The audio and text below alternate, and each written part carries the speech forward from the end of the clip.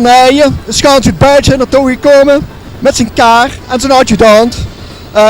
Ieder jaar zien ze weer van de partij. Het is gewoon een geweldig feest om dat mee te maken. Hè? Ah oui, hein. Nous avons vertrokken vanmorgen vanaf La Sluze de Petite-Lanternay, Petit-Lannay en français, avec mon adjudant, adjudant Lambert. Il est un très bon homme. Hein. C'est beaucoup de pleurer. En zien we via Saint-Pierre, Saint-Pieter, het Lagekanaaldiek, Kanaaldiek de Liege, naar Maastricht gegaan. En hebben we een joyeuze entree gemaakt bij de stadsprins, Prins Amar de Eerste. Klopt dat? Ik kan het niet verbeteren, hè?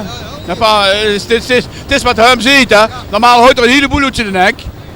Nu ook het geval, maar laat er maar niet wezen. Dat is woer, maar voor mij geldt gewoon. Vandaag waren de eerste jour, hè? Met Prins Gastar, maar ik moet nog 2 dagen. Dus ja, het valt niet met, maar ik stok me wel door. Ja, dat gaat altijd heel snel, hè. En met hem gaat dat super snel om, dus dan kunnen we weer een jaar moeten we herstellen. En dan weer volgend jaar weer met hem 3 dagen op start moet. Maar luister, zonder hem wordt nergens. Zijn adjudant, die is zeer belangrijk voor mij als prins. Dat was het.